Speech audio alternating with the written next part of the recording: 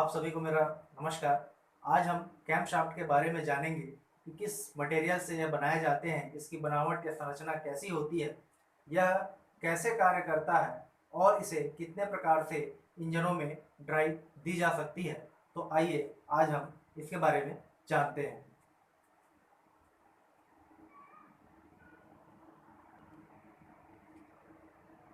जैसा कि आप लोग यहाँ चित्र पे देख रहे हैं, कैम शाफ्ट इस तरह का एक सीधी शाफ्ट होती है जिसमें इंजन के वाल्वों की संख्या के बराबर इसमें लोब्स बने होते हैं। जब यह कैम लोब ऊपर आते हैं तो इनलेट या एग्जॉस्ट वाल्व इन्हीं के दबाव से खुलता है। जैसा कि इंजन में इस तरह का जो वाल्व लगा होता है, तो ये जो है कैम लोब है, ये लिफ्टर है, पुश रॉड, रॉकर आर्म। तो ये जो लोब है, ये जो हाइट है, अंडाकार आकृति का ये वाला हिस्सा, ये इस लिफ्टर को उठाता है, तब वाल्व जो है अपने सीट से खुलते हैं। ये पूरा वाल्व ऑपरेटिंग जो मैकेनिज्म है, इसी कैम लोब के द्वारा उसको ऑपरेट दिया जाता है। तो इस तरह से इनलेट या एग्जॉस्ट वाल्व इनके दबाव से खुलते हैं। कैम शाफ्ट द्वारा बड़ी संख्या में इंजन के अवयवों जैसे कि वाल्व ऑपरेटिंग मैकेनिज्म, ये वाल्व ऑपरेटिंग मैकेनिज्म है, tapered, push rod, rocker arm और oil pump, feed pump, compression ignition इंजनों में फ्यूल इंजेक्शन पंप तथा स्पार्क इग्निशन इंजनों में डिस्ट्रीब्यूटर को भी ऑपरेट किया जाता है इसी कैम शाफ्ट के द्वारा। अतः इसका पर्याप्त मजबूत होना आवश्यक है।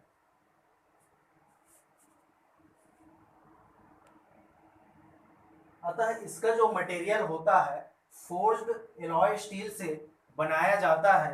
बनाने के बाद इसके सतह को हार्ड और टेम्पर भी किया जाता है। इसके बाहरी हिस्सों को, जहाँ पर लोब्स बने होते हैं, जनरल होते हैं, वहाँ पर फिनिशिंग दी जाती है ताकि घिसावट कम से कम हो।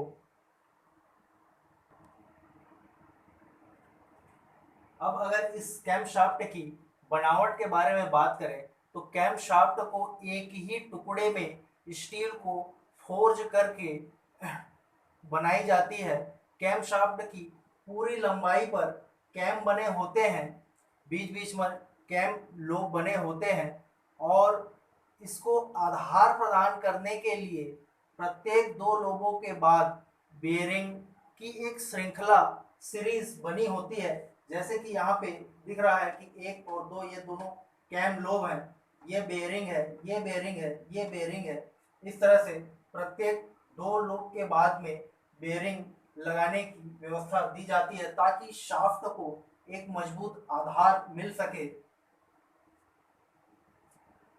कैम शाफ्ट को खराब होने से बचाने के लिए कैम शाफ्ट की सतहों को कठोरीकृत किया जाता है, पॉलिश किया जाता है, क्योंकि ये जो टैपट हैं इन्हीं लोब के ऊपर रगड़ करके चलते रहते हैं।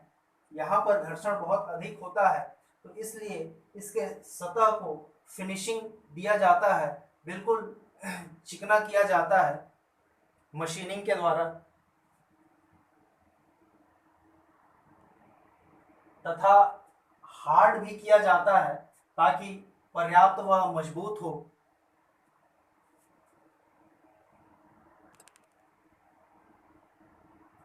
अब बात करते हैं कैम शाफ्ट के कार्य की। तो कैम शाफ्ट की सहायता से रोटरी मोशन को रेसिप्रोकेटिंग मोशन में परिवर्तित किया जाता है इस पर बने कैम लोब की सहायता से। इसके द्वारा परिवर्तित रेसिप्रोकेटिंग मोशन का जो उपयोग हम इंजन में वाल्व को खोलने के लिए करते हैं। इस कार्य को पूरा करने के लिए tapered, push rod, rocker arm और रॉकर आर्म जो असेंबली है, इसका भी हमें सहायता लेना होता है। कैम शाफ्ट का प्रयोग इसके अलावा आयल पंप शाफ्ट को चलाने के लिए भी किया जाता है। पेट्रोल इंजनों में कैम शाफ्ट द्वारा फ्यूल पंप तथा डिस्ट्रीब्यूटर को भी चलाया जाता है। इसके लिए इन्हीं लोगों के बीच में या बगल में दो बेयरिंगों के बीच में जैसे दो लोब बनाए जाते हैं, कैम लोब, तो इन्हीं पर हेलिकल गियर भी बनाए जाते हैं, ताकि जो डिस्ट्रीब्यूटर है या फ्यूल पंप है, इसके शाफ्ट को इसी कैम शाफ्ट के बीच में बने हेलिकल गियर से उसको ऑपरेट किया जा सके।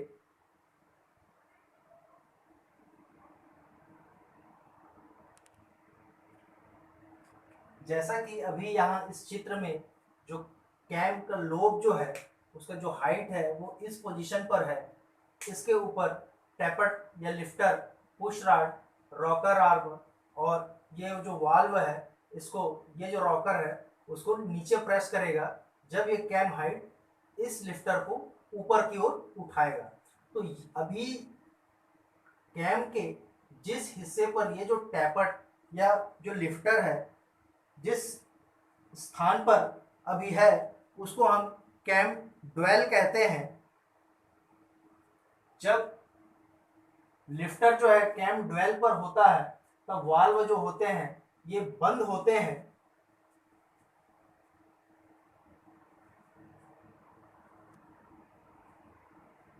अभी टैपट या लिफ्टर जो है वह ऊपर की ओर जो कैम हाइट का जो ऊंचाई है उसने क्या किया कि लिफ्टर को ऊपर की ओर धक्का लगा दिया। फिर ये जो पुश रॉड है इस रॉकर लीवर के दूसरे हिस्से को ऊपर उठाता है, तो जो एक तरफ का जो हिस्सा है वह नीचे की ओर दबता है और वाल्व जो है अपनी सीट से खुल जाते हैं। और पोर्ट अगर इनलेट पोर्ट के लिए है तो जो चार्ज है या शुद्ध हवा है सिलेंडर में प्रवेश करेगी। एग्जॉस्ट पोर्ट के लिए है तो जली हुई जो गैसें हैं वो उस पोर्ट से बाहर निकल जाएंगी।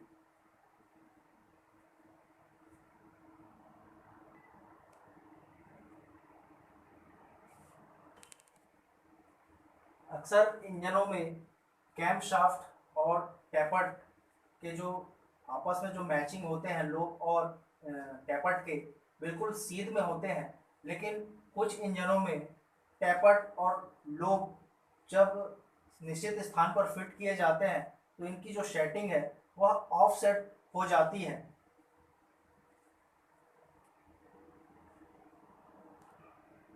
ऐसे कैम शाफ्ट के ये जो लोब होते हैं वो थोड़े से टेपर होते हैं।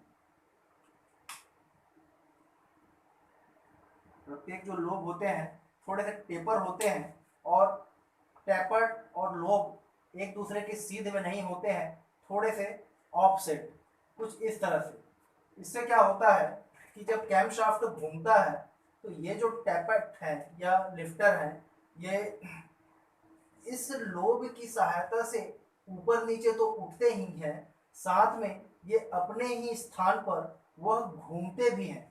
इससे क्या होता है कि इनके जो भी इनका जो निचला जो सरफेस है जो आपस में रगड़ रहा है तो कोई निश्चित स्थान ही घर्षण ना करे, इसलिए ऐसा उसको ऑफसेट किया जाता है। इससे जो लिफ्टर का जो निचला हिस्सा है और लोब का जो सरफेस है वह सभी तरफ बराबर घिसते रहते हैं, क्योंकि ये जो लिफ्टर है वह इस तरह का ऑफसेट बनाने से वह रोटेशन में आ जाता है। ऊपर नीचे तो चलेगा ही, टेपर्ड जो है ऊपर नीचे तो चलेगा ही, साथ में उसको एक रोटेशन मिलता है, वह थोड़े थोड़े धीरे धीरे वह अपने ही स्थान पर ऊपर नीचे चलकर घूमते भी रहता है।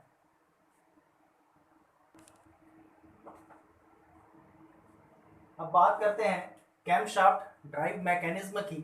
तो ये जो कैम शाफ्ट है उसी इंजन के क्रैंक शाफ्ट से ड्राइव लेता है।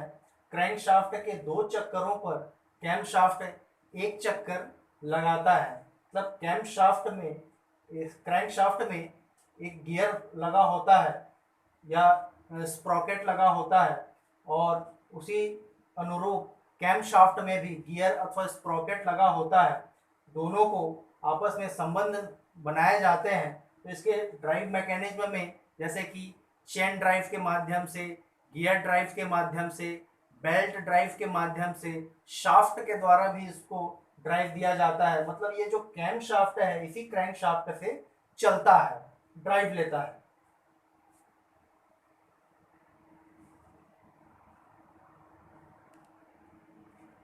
कैमशाफ्ट जो होता है, क्रैंकशाफ्ट के 2 चक्करों में कैमशाफ्ट का 1 चक्कर होता है। मतलब ये है कि क्रैंकशाफ्ट का आधा आधा जो चाल है, आधी जो चाल है वो कैमशाफ्ट की होती है। जितनी टिथ या जिस साइज का क्रैंकशाफ्ट में गियर या स्प्रॉकेट होता है, उसके दुगने टीथ या दुगना व्यास या परिधि का जो कैमशाफ्ट पे शाफ्ट स्प्रॉकेट या जो गियर होते हैं वो स्थापित किए जाते हैं, जिससे क्रैंकशाफ्ट के 2 चक्करों में कैमशाफ्ट का 1 चक्कर पूरा होता है।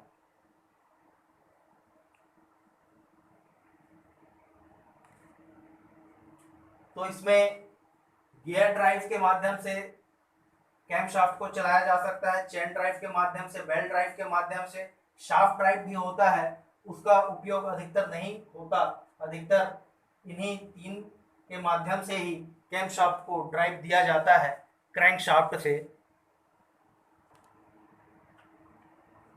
गियर ड्राइव में क्रैंकशाफ्ट पर इस तरह का एक गियर लगा होता है, जिसके बाहरी परिधि पर गियर कटे हुए होते हैं, और कैमशाफ्ट पर भी इस तरह के एक पहिया जिसके बाहरी हिस्से पर गियर कटे होते हैं। कैमशाफ्ट और क्रैंकशाफ्ट को जब फिट किया जाता है तो दोनों गियर आपस में एक दूसरे में फंस जाते हैं। जब क्रैंकशाफ्ट चलता है तो कैमशाफ्ट भी चलने लगता है।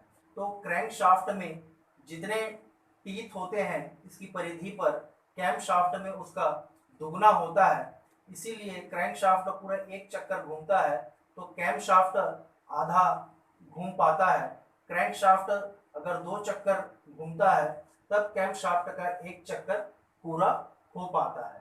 तो इस तरह से गियर के 2 गियरों के टीथ को आपस में फंसा करके एक दूसरे को ड्राइव दी जाती है गियर ड्राइव के माध्यम से। चेन ड्राइव में चेन या स्प्रॉकेट का प्रयोग किया जाता है। चेन ड्राइव कुछ इस तरह का होता है, जो क्रैंकशाफ्ट है जिस स्थान पे लगा होता है और कैमशाफ्ट जो है, इन दोनों का जो डिस्टेंस है थोड़ा सा अधिक होता है, तो गियर अधिक बड़े लगाने होते हैं। अतः हमें बेल्ट ड्राइव अथवा चेन ड्राइव का सहारा लेना होता है। तो चेन ड्राइव के लिए जो क्रैंकशाफ्ट है उसमें एक स्प्रॉकेट लगा होता है छोटा सा, और कैमशाफ्ट में बड़ा स्प्रॉकेट लगा होता है। जितने टीथ क्रैंकशाफ्ट में होंगे उसके दुगने टीथ कैमशाफ्ट में होंगे, या जितनी परिधि का क्रैंकशाफ्ट का स्प्रॉकेट होगा उससे दुगनी परिधि का कैमशाफ्ट का स्प्रॉकेट होगा।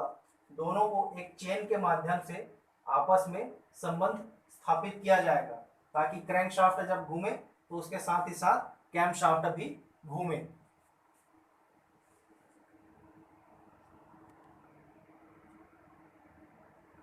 ये होता है बेल्ट ड्राइव।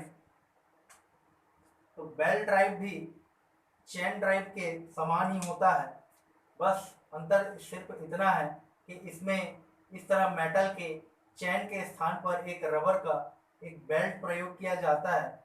इस बेल्ट के अंदरूनी या निचली हिस्सों पर एक खांचों वाला एक सरफेस होता है, जिस पर ये जो क्रैंकशाफ्ट के गियर और कैमशाफ्ट के गियर हैं, इनके बाहरी परिधि पर भी उसी खांचों के अनुरूप टीथ कटे हुए हैं, जिससे ये जो बेल्ट है, क्रैंकशाफ्ट जब कैमशाफ्ट को जब घुमाता है तो बेल्ट जो है वो स्लिप ना हो, इसलिए इसमें टीथ बनाए जाते हैं।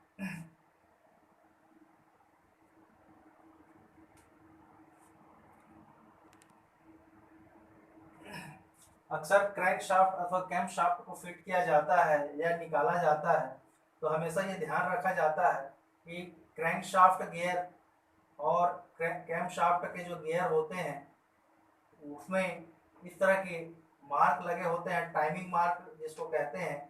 जब भी इसको फिट किया जाता है तो इस तरह के निशान जो बने होते हैं उसको ध्यान में रख करके उसी अनुरूप में उसको फिट किया जाता है, अन्यथा स्टार्टिंग प्रॉब्लम करेगा, इंजन स्टार्ट ही नहीं हो पाएगा।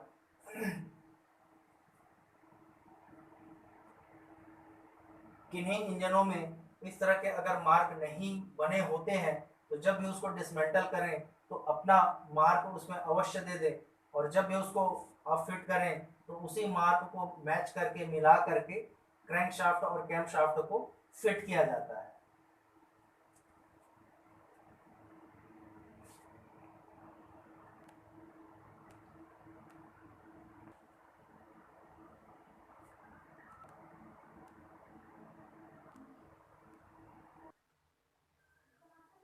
जैसा कि हमने पहले पढ़ा था, I head, I type cylinder head, L type cylinder head, F type cylinder head, T type cylinder head, जो वाल्व अरेंजमेंट है उसके हिसाब से जो सिलेंडर हेड का जो बनावट है, जो वर्गीकरण है, जो डिज़ाइन है, वो हमने पढ़ा था। इसके हिसाब से इंजनों में कभी सिंगल कैम शाफ्ट की आवश्यकता होती है तो कभी डबल कैम शाफ्ट की आवश्यकता होती है।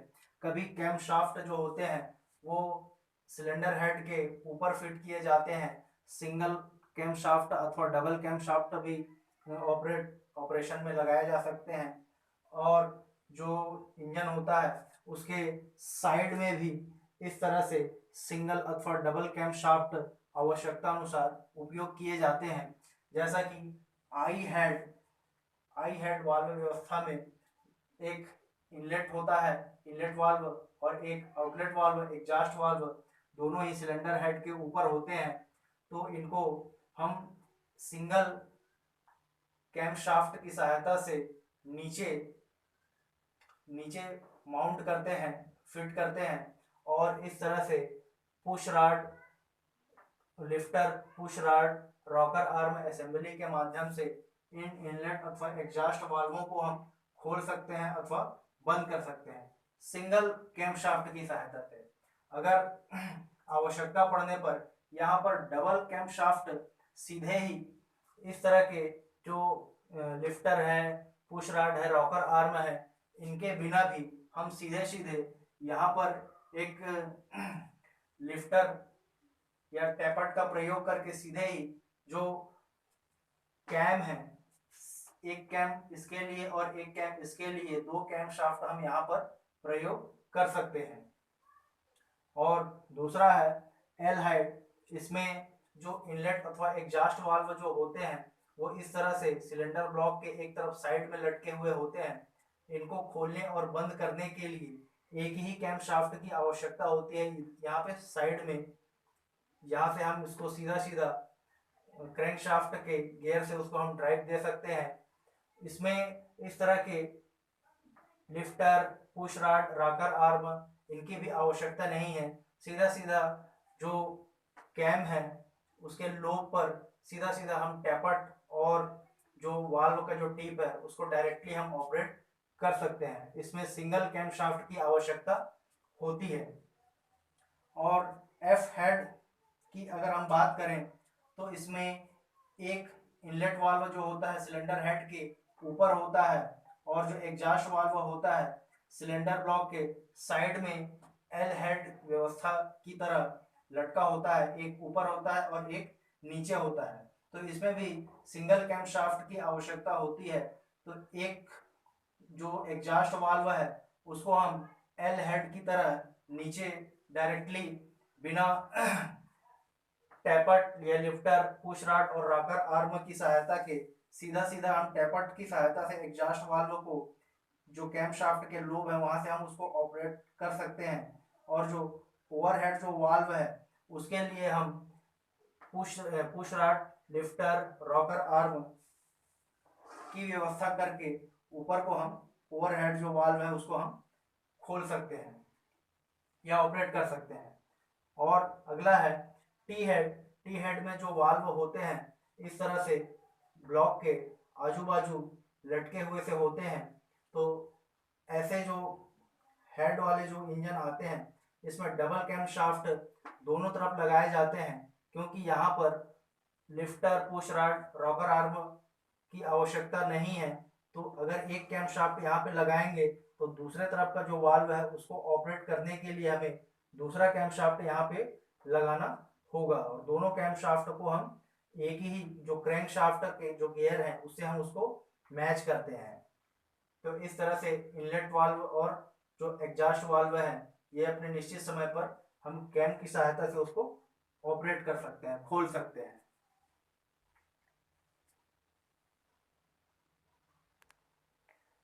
तो इस तरह से हम ओवरहेड या बॉटम में हम कैम शाफ्ट का उपयोग करते हैं, कभी सिंगल कैम शाफ्ट कभी डबल कैम शाफ्ट का उपयोग करते हैं, और चेन ड्राइव, बेल्ट ड्राइव और गियर ड्राइव के माध्यम से क्रैंक शाफ्ट से कैम शाफ्ट को ड्राइव देते हैं, और जो हमारा वाल्व है उसको निश्चित समय पर उसको खोलते हैं।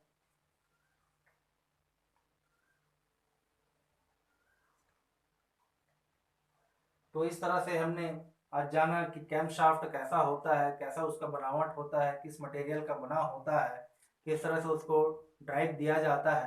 तो आज के लिए बस इतना ही। धन्यवाद।